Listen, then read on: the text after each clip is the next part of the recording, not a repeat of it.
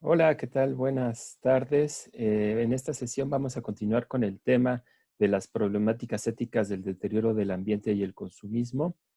Es un tema que pertenece a la primera unidad del programa de ética, las dimensiones de la acción moral, ¿qué debo hacer?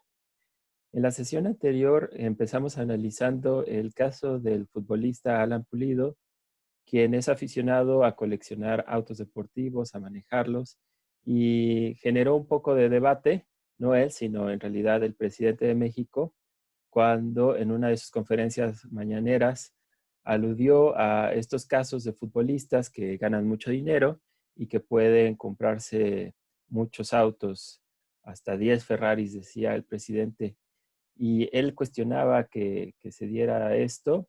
Él afirmaba que había que vivir en la justa medianía, que no tener lujos ni extravagancias.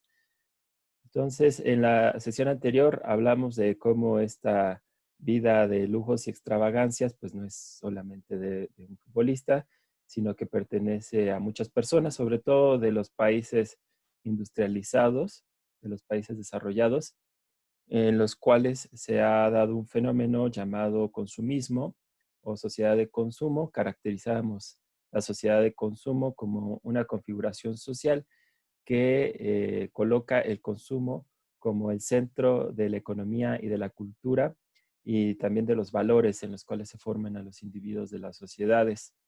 Bien, pues ahora me gustaría compartirles la siguiente pregunta en relación con el caso de Alan Pulido y con otros casos.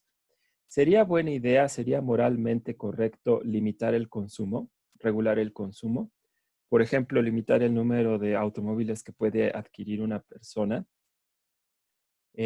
O sería, por ejemplo, buena idea este, tratar de limitar el consumo de carne, tomando en cuenta que el consumo de carne, así como el de automóviles, promueve la emisión de gases de efecto invernadero. Si no están informados, pues para generar carne se requiere alimentar a los animales, a las reses, a los puercos, a los pollos, alimentarlos con cereales, con granos. Y para producir el forraje, pues se necesitan grandes extensiones, grandes superficies de tierra con mucha cantidad de agua para poder generar estos granos y cereales que alimentan al ganado que finalmente nos comemos nosotros. Entonces, ha habido, por ejemplo, una propuesta de eh, ponerle impuestos a la carne. Esto con la finalidad de desincentivar el consumo y promover quizá una dieta basada en vegetales. También el consumo se ha limitado en otras ocasiones. Estamos muy familiarizados, por ejemplo, con la limitación o de plano la prohibición del uso de bolsas plásticas de un solo uso o de los popotes. Estas limitaciones al consumo han sido, pues, generalmente aceptadas, aunque hay algunas personas que objetan la utilidad de estas medidas, pero bueno, ya hemos vivido algunos casos de limitación del consumo por cuestiones éticas o ambientales.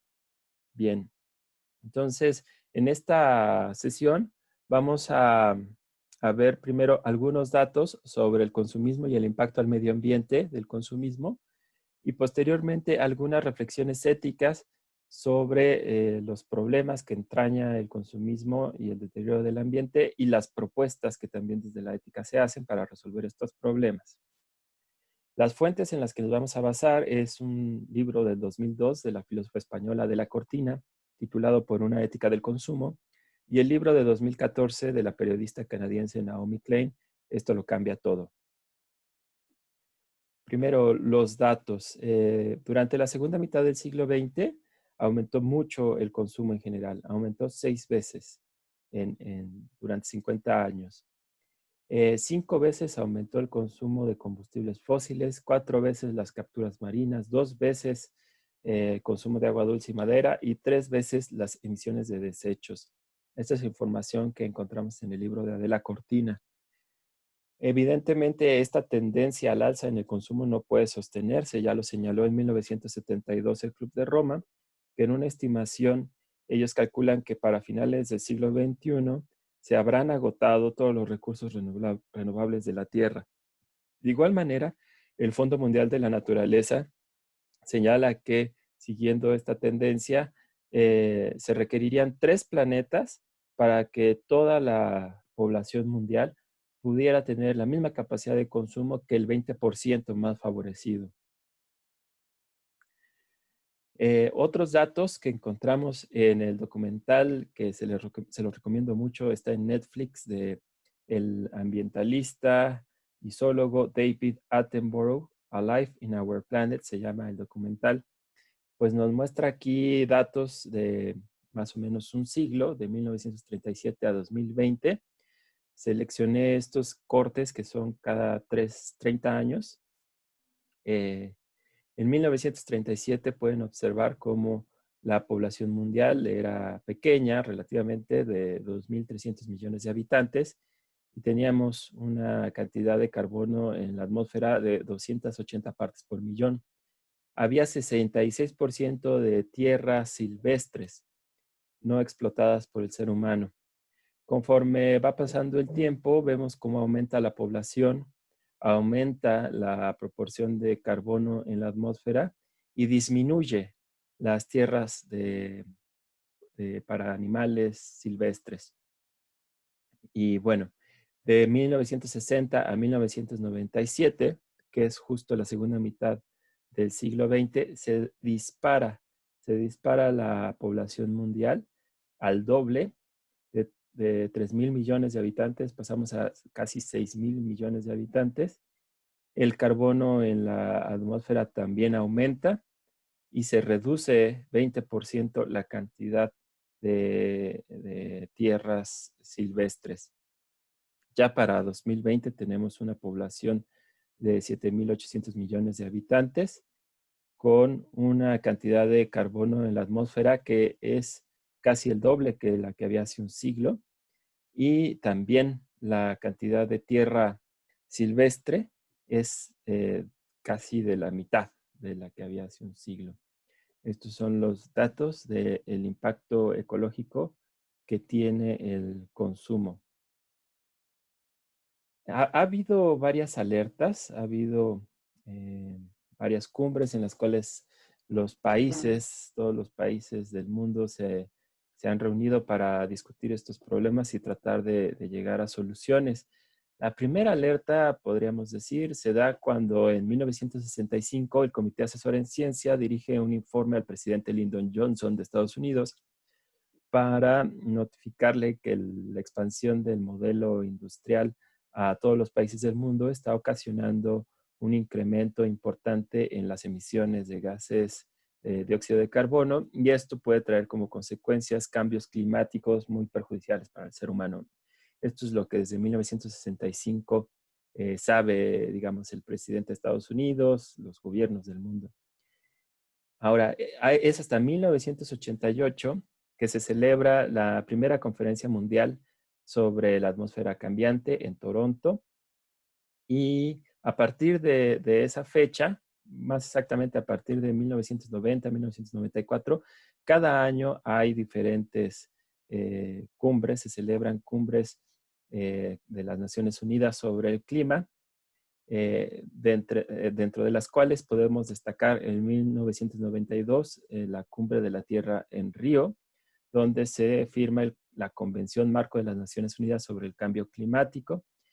Es importante esta convención porque aquí los países se comprometen, en 1992 se comprometen a reducir las emisiones 2% al año hasta 2005. En 1997 se firma el Protocolo de Kioto, y en 2009 tenemos la Cumbre de las Naciones Unidas sobre el Clima en Copenhague. También aquí es importante porque en 2009 las Naciones reunidas en esta cumbre se comprometen a no elevar, a reducir pues las emisiones de tal manera que la temperatura global no se eleve más allá de los 2 grados Celsius. Y así cada año hemos tenido cumbres. La más reciente fue en 2019 en Madrid, presidida por Chile. tal vez ya no es tan conocido, ya no es algo tan presente en los medios de comunicación, la celebración de estas cumbres, como lo fue en un inicio. Y esto tal vez tiene que ver con la falta de resultados de los acuerdos que se realizan en las cumbres. Eh, Les comentaba que en Copenhague, en 2009, los países acordaron limitar el incremento de la temperatura global a los 2 grados Celsius, y esto implicaba recortar de 8 a 10% las emisiones al año. Sin embargo, lejos de cumplir con este acuerdo de Copenhague o el anterior en la cumbre de Río, los países no están recortando las emisiones, sino al contrario, se están incrementando año con año las emisiones. Desde 1960, en 3 décadas, de 1960 a 1990, las emisiones crecieron 4.5%. Después hubo una disminución importante de 1990 a 2000, solamente crecieron 1% anual, pero de 2000 a 2008, con la integración de China a la Organización Mundial del Comercio, las emisiones volvieron a crecer al 3.4% durante esta primera década del siglo XXI. Hubo una pequeña caída en 2009 a causa de la crisis financiera internacional, pero en 2010 las emisiones crecieron a 5.9%, que es el aumento más importante del que se tiene registro desde la revolución industrial. Entonces vemos pues que los acuerdos de disminución, de reducción de las emisiones no se están cumpliendo, al contrario, están aumentando.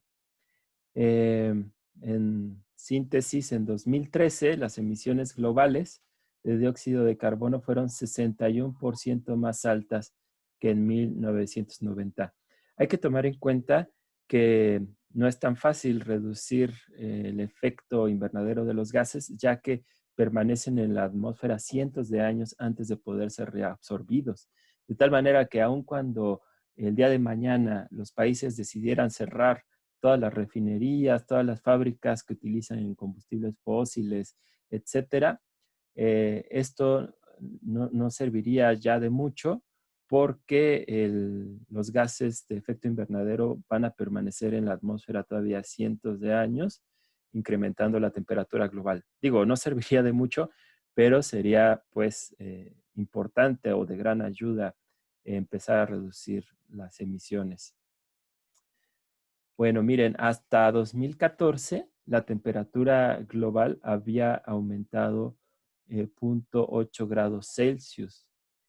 Con este incremento, que es realmente pequeño, de 0.8 grados Celsius, ya podemos constatar una serie de efectos importantes, como la acidificación de los océanos, las sequías, los incendios forestales masivos en Australia, en las Amazonas, el derretimiento de la capa de hielo en la Antártida y muchos otros efectos que ya estamos observando apenas con un incremento de 0.8 grados centígrados. Ahora imaginen qué va a ocurrir si se alcanza el límite de los 2 grados centígrados acordado en 2009 en Copenhague.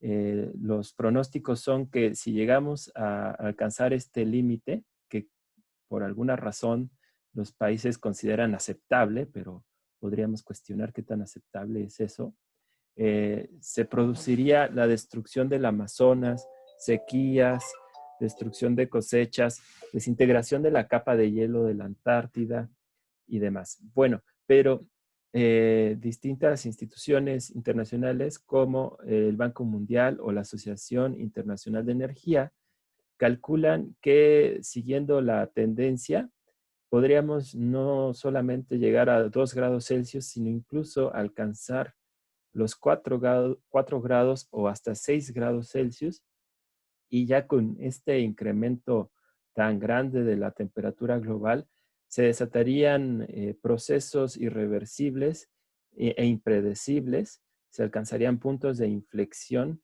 en los cuales el calentamiento sería ya incontenible.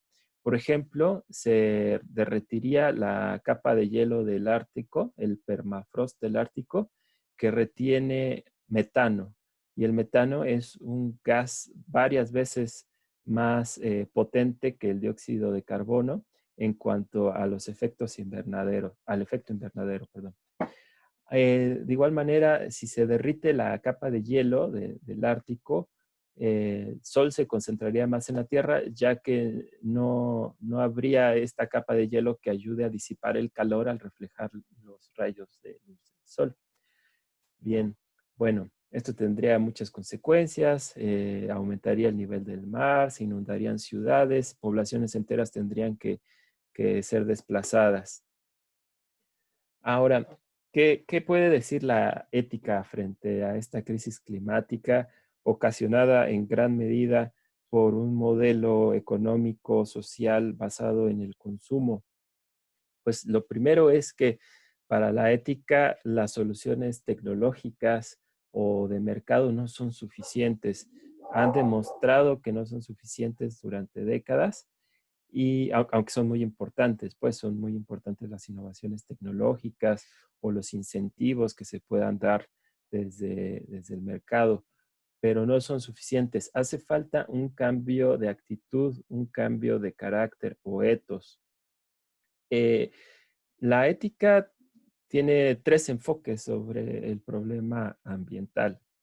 El primero, que es el que suscribe Adela Cortina, es un enfoque basado en la ética tradicional u ortodoxo, que, lo que se plantea es expandir la responsabilidad y la obligación moral de los seres humanos hacia los seres vivos. Existe un segundo enfoque que Adela Cortina llama reformista, en el cual solamente se integran derechos de los seres vivos dentro del marco de derecho general. Y por último, un tercer enfoque que sería revisionista, en el cual se cambia la perspectiva antropocéntrica de la ética que tenemos desde, bueno, desde milenios, pero sobre todo desde la ilustración, desde la modernidad, y se sustituye por una perspectiva biocéntrica en la cual el ser humano se considera parte de la naturaleza y no su dueño. Se considera que el ser humano tiene una unión con la naturaleza y entonces se busca que las acciones sean evaluadas moralmente si protegen la belleza, la integridad, la unidad de la naturaleza. Si no lo hacen, pues serían malas, serían acciones valorativamente malas. Bueno, sin embargo, Adela Cortina no está de acuerdo con el biocentrismo porque considera en primer lugar que la crisis ambiental que estamos viviendo no se debe a un antropocentrismo, sino más bien a un oligarquismo. ¿A qué se refiere con esto? Bueno, dice que en realidad todos los seres humanos nunca han sido puestos al centro del interés moral, sino solamente una minoría, podríamos decir una quinta parte, ese 20% que pertenece a las naciones desarrolladas o industrializadas, mientras que la gran mayoría de los seres humanos no se considera en igualdad sus intereses. Bueno, eso por una parte. Pero además, Adela Cortina defiende que el ser humano sí es diferente al resto de los seres naturales, posee un valor absoluto que de acuerdo con la tradición moderna, se denomina dignidad. La dignidad significa que el ser humano no puede ser utilizado como medio, sino que es un fin en sí mismo, ya que tiene autonomía, ya que es un ser libre que es capaz de tener conciencia de sí mismo y de actuar conforme a la norma, a los principios que la razón le indica. Entonces, esta característica distintiva del ser humano lo diferencia del resto de los seres vivos y le otorga un valor superior frente a ellos, la dignidad. Bueno, esto se los menciono porque desde la perspectiva de Adela Cortina, como ya les mencionaba, es una perspectiva antropocéntrica, tradicional, es que vamos a ver las propuestas de la ética para resolver los problemas del consumismo.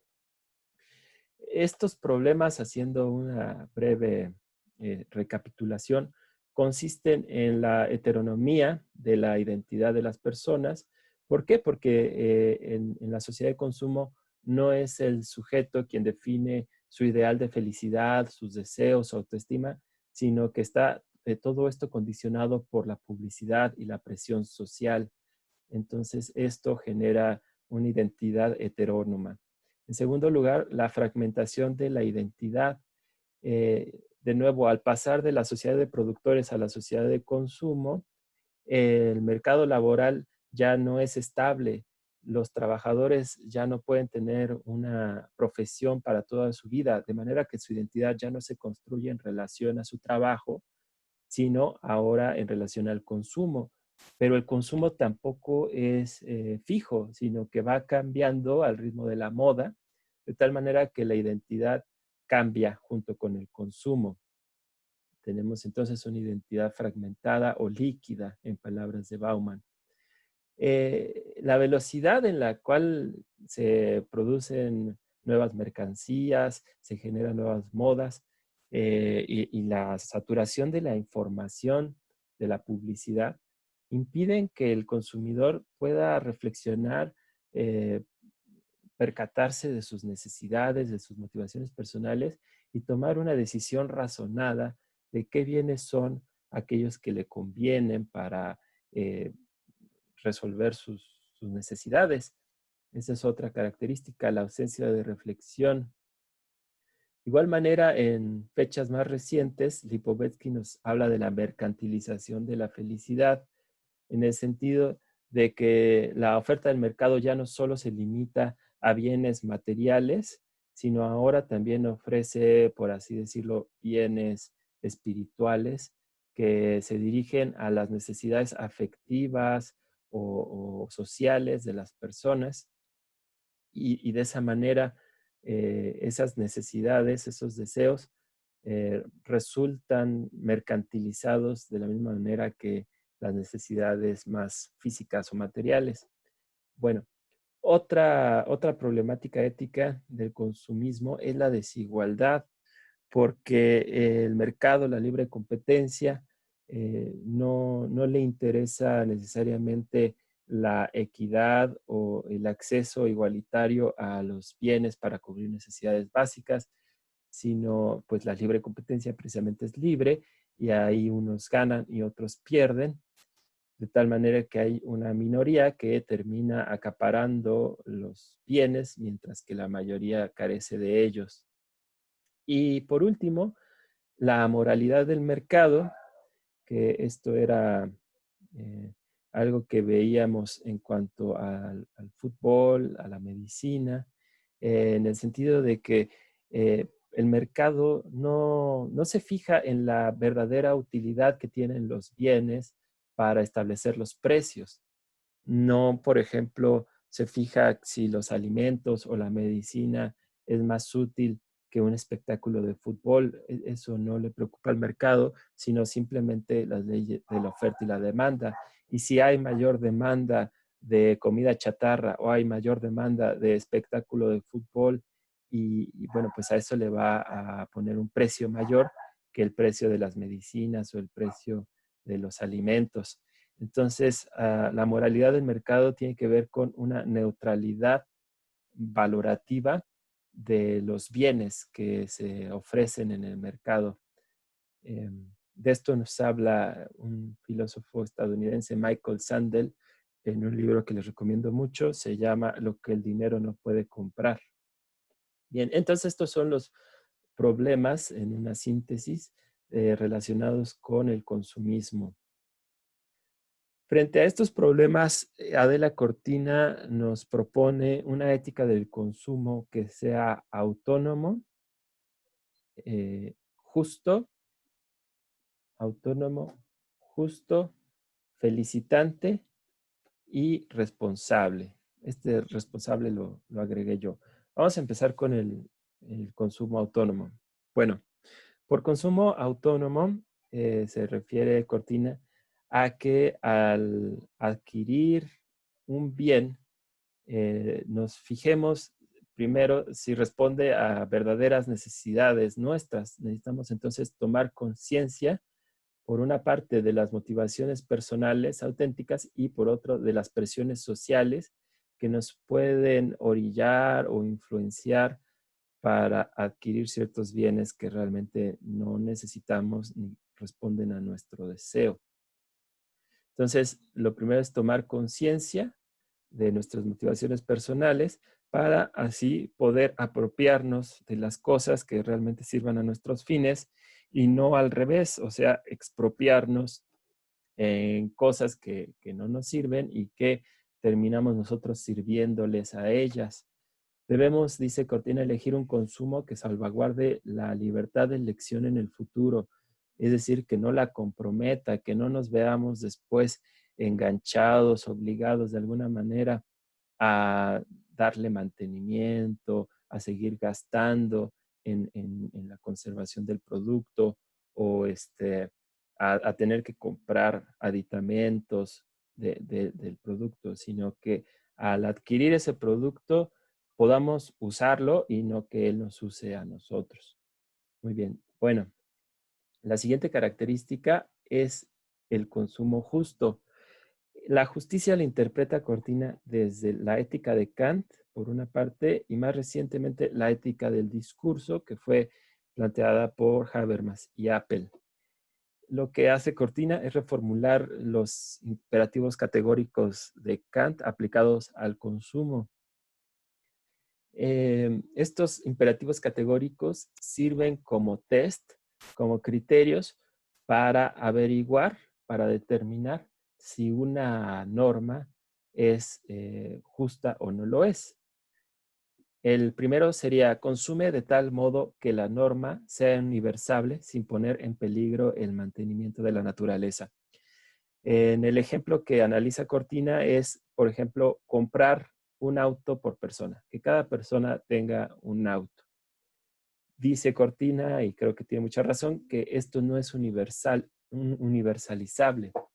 No podemos pretender que cada persona pueda tener un auto sin que esto dañe gravemente a la naturaleza. Entonces, no cumple con esta característica de la universalización, la norma de que cada persona tenga un auto, por lo tanto, no es justo, no sería justa esa norma. La siguiente norma, perdón, el siguiente imperativo: consume de tal modo que respetes y promuevas la libertad de todo ser humano, tanto en tu persona como en la de cualquier otra, siempre al mismo tiempo. Aquí, por ejemplo, si yo cambio de celular cada que sale un modelo nuevo y sabemos que las baterías de los celulares están fabricadas con un mineral extraído del África con mano de obra esclava, pues entonces mi consumo no es justo en el sentido de que utilizo a los otros seres humanos no con la dignidad que merecen, sino que los utilizo como medios. Entonces no sería justo eso. El tercer imperativo: asume junto con otros las normas de un estilo de vida de consumo que promuevan la libertad en tu persona y en la de cualquier otra, haciendo posible un universal reino de fines. Aquí el acento está puesto en que la norma de consumo, para ser justa, no basta que lo sea de manera aislada, sino que debe integrarse de forma coherente en un conjunto de normas que constituyan un estilo de vida. Por ejemplo, si yo tengo por norma no usar popotes para tomar bebidas, eso está muy bien, es justo en el sentido de que es universalizable, de que estoy respetando, promoviendo la libertad de todo ser humano. Sin embargo, si a la par que yo me abstengo de usar popotes, pues de nuevo, reemplazo mi equipo de cómputo cada 6 meses o cada miembro de mi familia tiene un auto y lo usamos para ir al Oxxo de la esquina, etcétera. Entonces, esa norma aislada pierde su valor al no integrarse dentro de un conjunto de normas que conformen un estilo de vida coherente, ¿sí? Y por último, este último imperativo ya no sería equivalente a los que formula Kant, sino más bien pertenece a la ética del discurso de Habermas y Apple, eh, porque lo que señala es que no podemos nosotros determinar de manera solitaria en un monólogo si nuestras normas cumplen o no con estos criterios de justicia.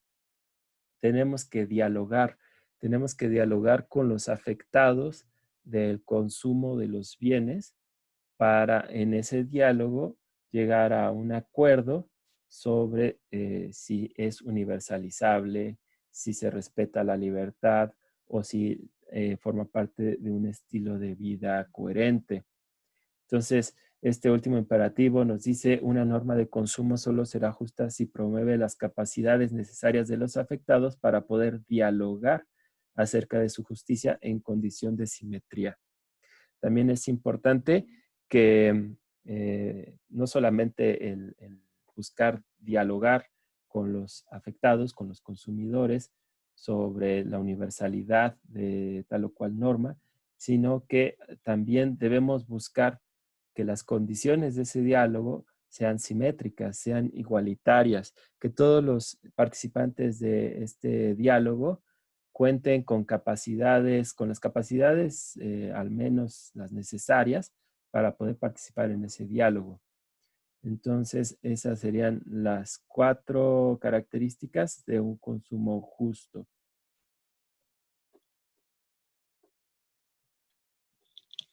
Ahora, el consumo felicitante es un consumo pues que genera felicidad. Felicidad en griego se dice eudaimonía, que en sentido etimológico es el buen demonio. Eh, Adela Cortina interpreta esta etimología como, por una parte, buena suerte y por otra parte, buen carácter. La felicidad, y aquí sigue Aristóteles, depende de ambos factores, tanto de la fortuna como del carácter. ¿Esto qué quiere decir? Pues que la felicidad no está del todo en nuestras manos, ni mucho menos está en las manos de la publicidad, que hemos visto que lo que nos vende la publicidad no es tanto un producto, sino un ideal de felicidad. Entonces es más compleja la felicidad. La felicidad depende en gran medida del carácter que nos forjemos, pero también depende de la fortuna. Ahora vamos a centrarnos en lo que está en nuestras manos, que es el carácter. El carácter consta de virtudes. Las virtudes se entienden como hábitos adquiridos para obrar de acuerdo con el justo medio. El justo medio es aquel que evita los excesos, los extremos, ya sea por exceso o bien por defecto. Entre las muchas virtudes que podemos adoptar en nuestro carácter, Cortina señala para enfrentar los problemas del consumismo la lucidez y la cordura. La lucidez tiene que ver con lo que ya mencionábamos sobre el consumo autónomo, es decir, el autoconocimiento, reflexionar sobre nuestras motivaciones personales e identificar las presiones sociales que pueden influenciar nuestra decisión y evitarlas. Ahora, la cordura es una como adaptación de la virtud de la prudencia. La prudencia en Aristóteles significa la capacidad de elegir los medios adecuados a los fines que nos proponemos. Pero para Cortina es importante que esta inteligencia práctica de elegir los medios acordes a los fines tome en cuenta la justicia, ¿sí? Y es esa prudencia que toma en cuenta la justicia lo que llama cordura. ¿Por qué? Porque, bueno, una persona prudente puede proponerse fines que son buenos para sí mismo, pero malos para el resto, ¿no? Puede proponerse, como mencionábamos, me voy a comprar el nuevo teléfono celular el que está de moda y entonces elige prudentemente los medios para alcanzar ese fin, ahorra 10 pesos cada día o qué sé yo, y podríamos decir que es muy prudente. Sin embargo, su acción no es justa en la medida en que no es universalizable, por una parte, y también en la medida en que afecta a la libertad de otras personas, si sabemos que, pues, que las baterías o los componentes del celular están fabricados en condiciones de explotación o de esclavitud. Entonces, es importante que la prudencia tome en consideración la justicia, que prefiera la calidad de vida sobre la cantidad de bienes, que se preocupe por obtener lo suficiente y poder contar entonces con tiempo para poder cultivar las relaciones de amistad, familiares, etcétera. A todo esto es a lo que llama cordura. Y por último, el consumo responsable, que esto está más directamente relacionado con el medio ambiente y se basa en un pensador alemán que se llama Hans Jonas.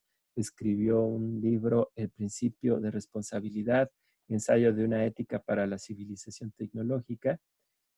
Y en ese texto, Hans Jonas nos plantea dos imperativos como parte de la ética de la responsabilidad. Obra de tal modo que los efectos de tu acción sean compatibles con la permanencia de una vida humana auténtica en la tierra. Y el segundo, es un deber legar a las generaciones futuras el universo al menos no peor de como lo hemos encontrado.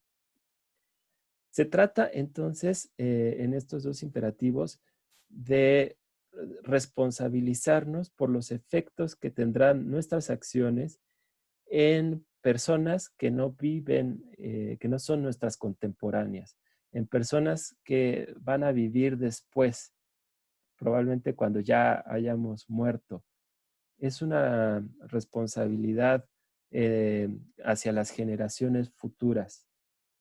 Y, y esto es importante porque la ética tradicional, la ética moderna, se basó mucho en los derechos y obligaciones que establecemos entre iguales, entre seres humanos capaces de llegar a un pacto o de acordar un contrato. Pero bueno, las generaciones futuras, así como las plantas, animales y seres inanimados, no están en condiciones de sentarse a dialogar y de acordar un contrato con nosotros. Entonces, el principio de responsabilidad extiende las obligaciones más allá del ámbito de las personas con las cuales podemos llegar a pactos, ¿sí? Incluyendo a las generaciones futuras, plantas, animales y seres inanimados. Bueno, aún así, si observan, estos imperativos son antropocéntricos, porque nos está hablando principalmente de cuidar que los efectos de las acciones no afecten a la vida humana futura, ¿sí? Que no afecte a las generaciones futuras, y se entiende aquí, de humanos, ¿no? Entonces, bueno, esto sería la característica de un consumo responsable desde una óptica antropocéntrica. Muy bien. Pues para terminar, les quisiera preguntar a ustedes qué propuestas harían en concreto para enfrentar las problemáticas del consumo y el deterioro del ambiente. ¿Qué propuestas harían y cómo justificarían estas propuestas desde el análisis que hemos visto en esta sesión y en la anterior sobre las problemáticas del consumismo y el medio ambiente, y también basados en los principios que nos ofrece la ética del consumo, la ética de la responsabilidad?